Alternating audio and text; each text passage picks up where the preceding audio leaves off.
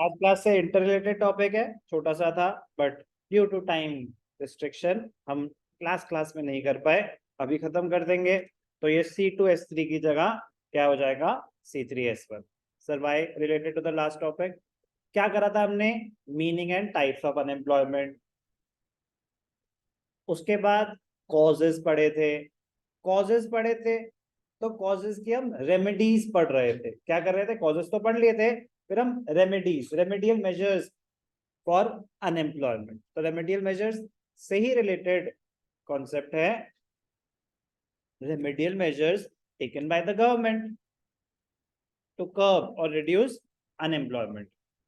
Government has taken many initiatives to generate acceptable employment, ensuring at least minimal safety and job satisfaction. For example, Manrega Act. Manrega, Mahatma Gandhi National Rural Employment Guarantee Act 2005 aims at enhancing the livelihood security of people in rural areas by guaranteeing 100 days of wage employment in a financial year to a rural household whose adult members volunteer to do unskilled manual work. मतलब पहली बात, आपको अपने आप को enrol कराना पड़ता है स्कीम में, और आपको एज अ वॉलंटियर आप कहते हैं कि हाँ I am willing to do unskilled work. मतलब इसमें स्किल्ड जॉब्स नहीं है, अनस्किल्ड। अनस्किल्ड कुछ भी मतलब कि जैसे फार्मिंग करनी है, कुछ भी हो सकता है अनस्किल्ड। आपको सामान उठा के एक जगह से दूसरी जगह लेके जाना है, मतलब जिसमें टेक्निकल कोई स्किल की रिक्वायरमेंट नहीं है, बेसिक जॉब्स आपने एनरोल कर रखा है कि हाँ कभी भी कोई ऐसा काम होगा तो मुझे बताना, I am willing to do such work. तो गवर्नमेंट ने बोला हम आपको कम से कम 100 डेज ऑफ एम्प्लॉयमेंट प्रोवाइड करेंगे, उससे आपकी कुछ अर्निंग होगी, और अगर काम प्रोवाइड नहीं कर पाए तो उतने दिन के पैसे देंगे। तो मिनिमम 100 डेज की वेज तो आपको मिलेगी ही मिलेगी। बात समझ आई? या तो गवर्नमेंट उतना काम क्रिएट करके देगी कि उन्होंने एक रास्ता बनाना था, रोड बनाना था, लेबर चाहिए होती है, कुछ स्किल्ड कुछ अनस्किल्ड, तो ये अनस्किल्ड लेबर की बात हो रही है।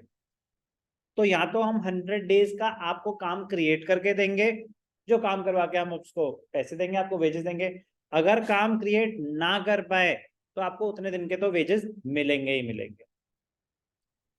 This scheme is one of the many measures which the government has implemented to generate employment for those who are in need of jobs in the rural areas. Since independence, the union and state governments have played an important role. Since independence, the union and state governments have played an important role in generating employment or creating opportunities for employment generation. या तो वो directly कुछ काम करेंगे generating employment, या फिर वो कुछ ऐसा करेंगे building up infrastructure, creating environment for jobs. मतलब क्रिएटिंग एनवायरनमेंट मतलब motivating you to set up industries, creating or improving the infrastructure which will motivate you to set up industries, giving you incentives to set up industries. जब आप industry setup करेंगे तो jobs आप create कर रहे हो।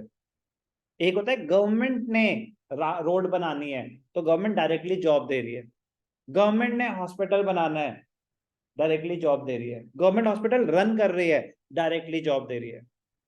तो एम्प्लॉयमेंट क्रिएट करने के दो तरीके हैं, एक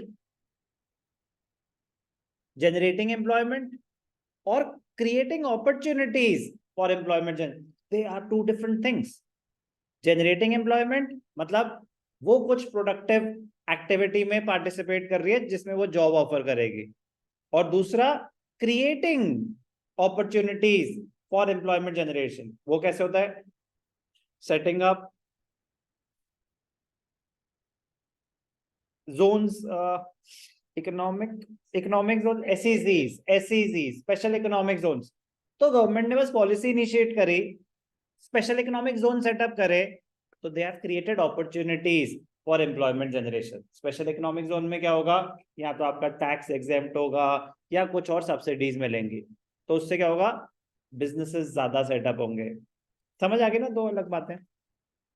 their efforts can be broadly categorised into government provides direct employment bye employing people in various departments for, तो गवर्नमेंट खुद डायरेक्टली आपको जॉब ऑफर कर रही है, कुछ भी वो काम कर रहे हैं, जैसे मैंने बताया कि रोड्स बना रहे हैं, हाईवेज बना रहे हैं, या MCD municipal corporation department, MCF municipal corporation of Faridabad, government के एडमिनिस्ट्रेटिव डिपार्टमेंट्स हैं, and so many other departments, government organisations, उसमें आपको जॉब मिल रही है, तो direct employment by the government. It also runs industries, PSUs होते हैं, गवर्नमेंट के हॉस्पिटल्स, हमारा राजहंस हरियाणा टूरिज्म के अंडर आता है, हिमाचल टूरिज्म में कितने सारे होटल्स हैं, तो industries, PSUs, transport companies hence provide employment directly to workers. With increase in the output, एक तो हो गया by creating jobs, direct employment, direct government ही आपको अपॉइंट कर रही है। दूसरा, with increase in output of goods and services of government enterprises, private enterprises providing raw material to government enterprises will also raise their output. As a result, number of employment opportunities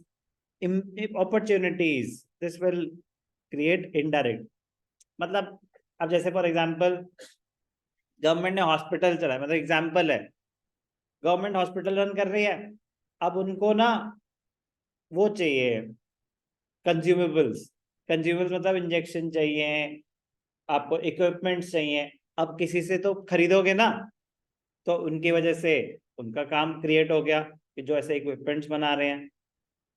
government, आप एक tourism hotel चल रहा है, तो उनको bedsheets चाहिए, और भी आपको रेस्टोरेंट रन कर रहे हैं, मतलब इनडायरेक्टली जो वेंडर है जो वो चीजें प्रोवाइड कर रहा है उसका बिजनेस भी चलना लग गया, वो एम्प्लॉयमेंट जनरेट कर रहा है। तो एक होती है इनडायरेक्ट एम्प्लॉयमेंट, एक होती है डायरेक्ट एम्प्लॉयमेंट की गवर्नमेंट के एम्प्लॉई हो आप, एक होती है इनडायरेक्ट एम्प्लॉयमेंट की गवर्नमेंट ने कुछ स्टेप्स लिए जिसकी वजह से किसी और का बिजनेस सेटअप हुआ, बट जॉब्स क्रिएट हुई। तो direct employment, indirect employment, government दोनों में हेल्प करती है। तो जब भी होता है ना कि रिसेशन है तो गवर्नमेंट स्पेंडिंग बढ़ा दो, आया था ना गवर्नमेंट बजट में इकोनॉमिक स्टेबिलिटी, तो इकोनॉमिक स्टेबिलिटी में गवर्नमेंट बजट एक चैप्टर था। तो गवर्नमेंट बजट में क्या, इकोनॉमिक स्टेबिलिटी एक पॉइंट होता है कि इन टाइम्स ऑफ इन्फ्लेशन क्या करना चाहिए, इन टाइम्स ऑफ रिसेशन क्या करना चाहिए।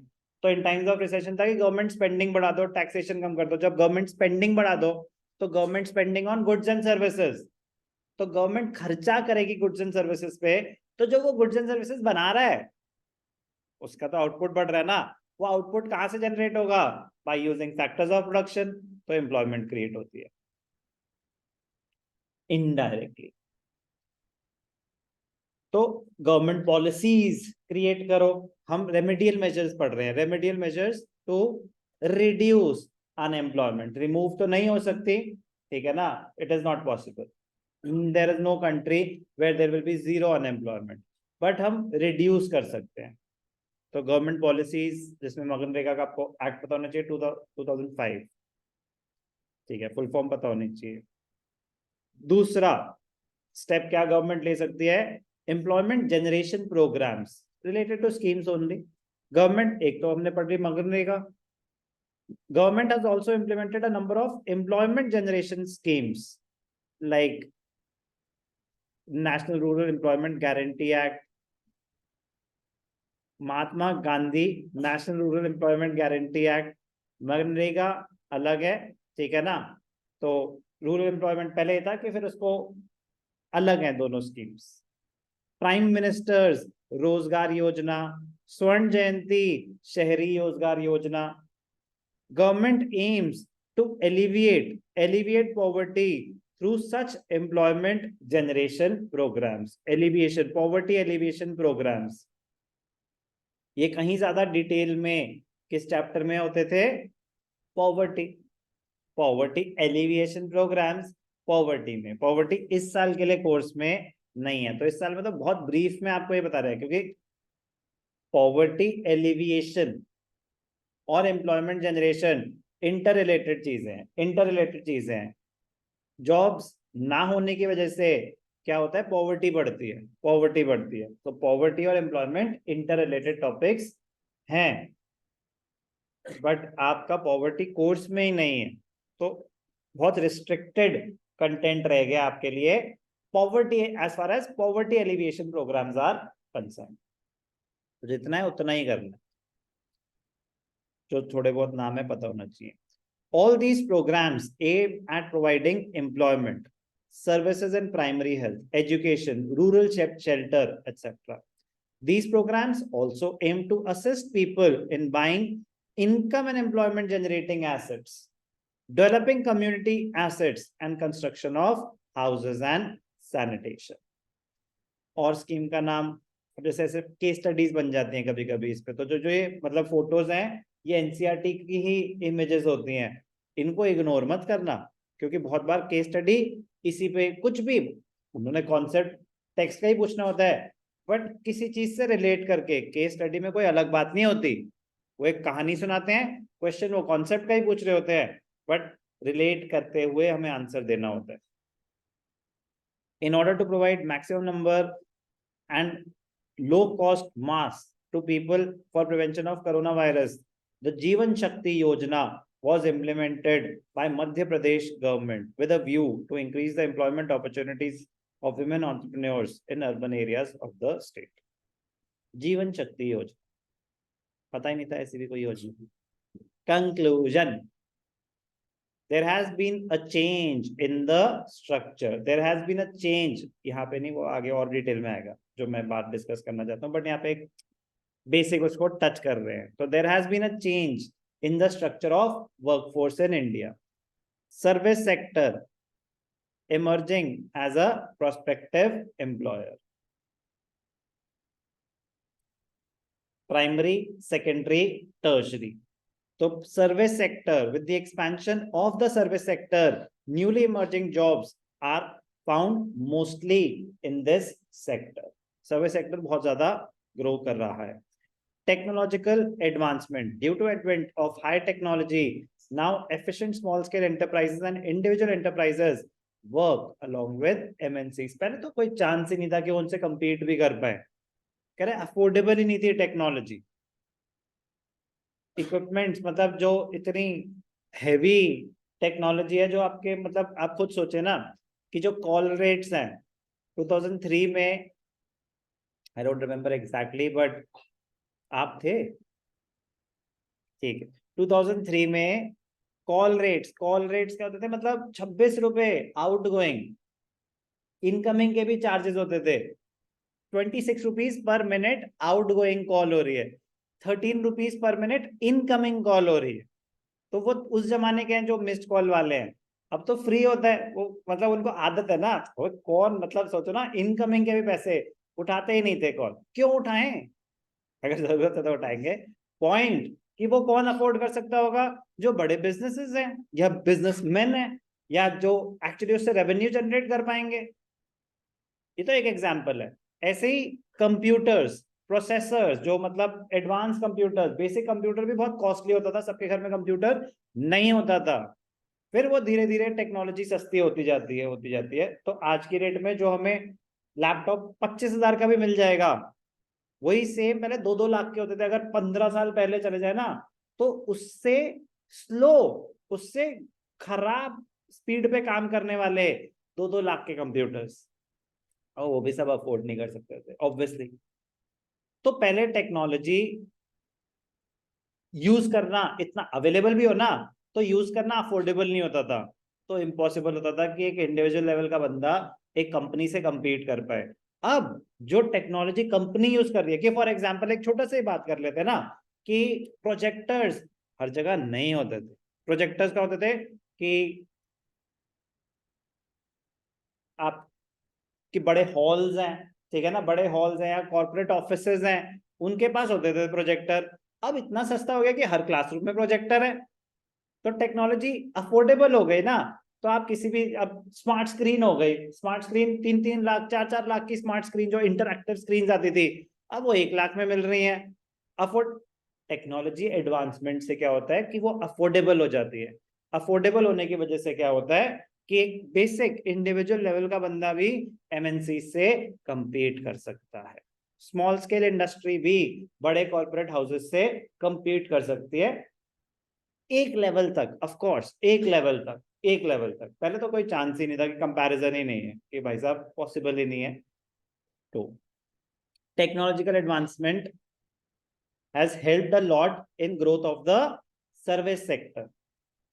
Outsourcing of work, outsourcing involves contracting out, outside sourcing हम already chapter 3 IED में न्यू इकोनॉमिक पॉलिसी में कर चुके हैं। विच तो उससे क्या होता है कि इंडिया में काफी जॉब्स क्रिएट हुई कि बाहर वालों को सस्ता पड़ रहा था इंडिया से काम कराना, तो आउटसोर्सिंग की वजह से अब वो कैसा काम होगा, सर्विस सेक्टर से रिलेटेड ही तो होगा। हम यहाँ पे कौन सा मैन्युफैक्चरिंग कर रहे थे जो हमें बाहर वालों को सस्ती पड़ रही थी, तो आउटसोर्सिंग किसकी होती है, एक सर्विस की होती है, ठीक है ना। नॉर्मली प्रोडक्शन की भी हो सकती है बट नॉर्मली सर्विसेज की होती है। Contracting out an activity to an outside specialized agency, sometimes even in different countries, which undertakes complete responsibility to handle it using its own manpower, कि जो एक्टिविटी आपने आउटसोर्स करी वो अब उनकी जिम्मेदारी है, अपने एम्प्लॉय से वो कराएंगे, हमारे को वो काम चाहिए।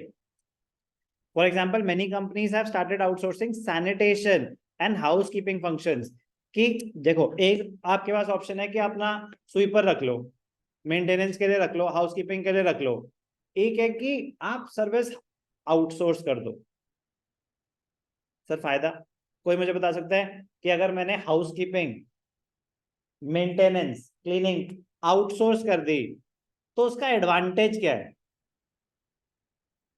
कोई भी?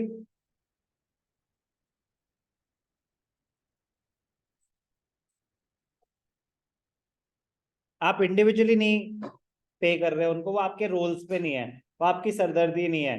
एक चीज सबसे बड़ा एडवांटेज होता है, आपको उनसे डील नहीं करना, ठीक है ना।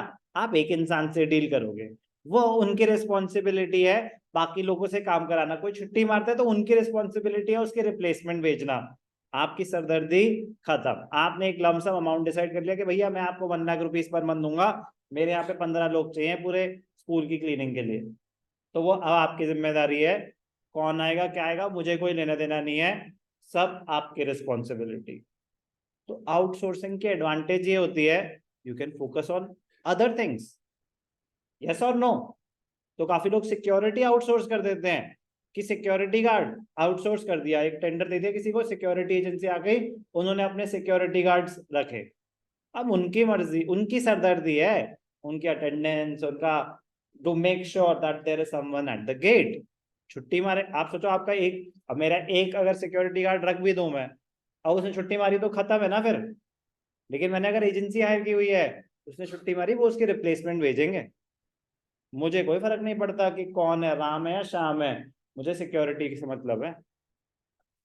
Outsourcing work at home, due to changes in work methods, it has now become a common practice for many people to work from their home. Internet has become an amazing mean for work at home opportunities. Sir कहना क्या चाहते हैं, reasons for growth of the service sector, reasons यहाँ पे था ना कि service sector grow कर रहा है, चेंज इन द वर्कफोर्स जो मेजर चेंज हुआ है, shift from primary to the service sector, yes there has been improvement in the industrial sector as well, but not as much as it has been in the tertiary sector. What are the reasons? Technological advancement, outsourcing, work from home opportunities, more employment in the informal sector. अभी हम पढ़ेंगे formal sector क्या होता है, informal sector क्या होता है। Formal sector एक परमानेंट जॉब की तरह होता है, आपको एम्प्लॉयमेंट है, साथ में आपको रिटायरमेंट बेनिफिट स्कीम्स और उनकी अपॉर्चुनिटीज भी हैं। इनफॉर्मल कैजुअल लेबर की तरह होता आएगा अभी डिटेल में। The nature of employment has become more informal, सरदर्दी नहीं रहती एम्प्लॉयर के एंड में, एम्प्लॉयर के लिए एडवांटेजेस से होता है अगर इनफॉर्मल लेबर हो। क्यों? क्योंकि फॉर्मल लेबर की रिस्पॉन्सिबिलिटीज बहुत ज्यादा होती हैं एम्प्लॉयर के ऊपर, गवर्नमेंट ने जो इम्पोज कर रखे हैं। With only limited availability of social security measures, informal labour को सोशल सिक्योरिटी बेनिफिट्स नहीं मिलते। Social security benefits, pension, provident fund, insurance, other security benefits. तो एक तरह से परमानेंट जॉब नहीं है। तो सर लेकिन ये तो एम्प्लॉयर के लिए भी रिस्की है कि वो परमानेंट एम्प्लॉयज नहीं है, जब चाहे छोड़ सकते हैं। तो वो रिस्क ले रहा है ना। ये इनफॉर्मलाइजेशन अभी, ये सब अभी आएगा, ये सब अभी आएगा। कोविड के साथ, कोविड के बाद कुछ ज्यादा ही बढ़ गई। कोविड के बाद कुछ ज्यादा ही बढ़ गई इनफॉर्मलाइजेशन की, मतलब increase in the informal sector and reduction in the formal sector. ऐसा क्यों? जब कोविड आया तो आया शटडाउन, प्रोडक्शन बंद, रेवेन्यू जनरेशन बंद। अब जो आपके फॉर्मल एम्प्लॉयज हैं, जो आपके फुल टाइम एम्प्लॉयज हैं, उनके साथ आपका कॉन्ट्रैक्ट है, उनको आपको सैलरी देनी पड़ेगी, और नहीं दे पाए, कहाँ से देंगे सैलरी? जब रेवेन्यू ही जनरेट नहीं हो रहा, तो कितनी सारी कंपनी सैलरीज ही नहीं दे पाई। और केसेस हुए, लिटिगेशन हुई कि they were bound to pay salaries but they were not able to. तो ना कोई बात नहीं भाई साहब, अब तो बैंकरप्सी ही फाइल करनी पड़ेगी, नहीं है तो नहीं है। तो फिर होता कि हाय काश ये होते ही ना, काश ये परमानेंट एम्प्लॉयज होते ही ना, इनफॉर्मल होते, तो ये सब कॉन्ट्रैक्चुअल ऑब्लिगेशन नहीं होती, इतनी स्ट्रिंजेंट रूल्स एंड रेगुलेशंस नहीं होते। तो सिंपल सी बात है भाई साहब, दुकान खुलेगी, पैसे आएंगे, आपको मिलेंगे, नहीं खुलेगी, नहीं मिलेंगे। काम करना है करो, नहीं करना मत करो। तो ये चीज कोविड-19 के बाद बहुत ज्यादा हो गई। रिलेटेबल? समझ आ रहा है ना रीजन? ठीक है। Growth in GDP, growth in GDP but not in employment opportunities. कह रहे जीडीपी तो हमारा बढ़ता जा रहा है, बट उस पेस पे एम्प्लॉयमेंट अपॉर्चुनिटीज नहीं बढ़ रही। तो हर फिर जीडीपी बढ़ कैसे रहा है? जीडीपी, जीडीपी तो इन्फ्लेशन की वजह से भी बढ़ सकता है, और जीडीपी मतलब एडवांसमेंट ऑफ टेक्नोलॉजी की वजह से भी बढ़ सकता है।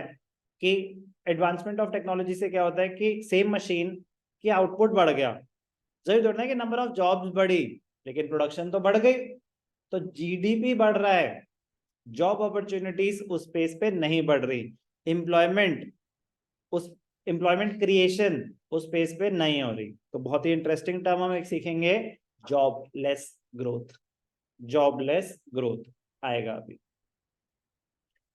In the last 2 decades, there has been a rapid growth in GDP, but without simultaneous increase in employment opportunities. It has forced the government to take up initiatives in generating employment opportunities, particularly in the rural areas. ठीक है, just read once, ऐसा कोई technical aspect नहीं है।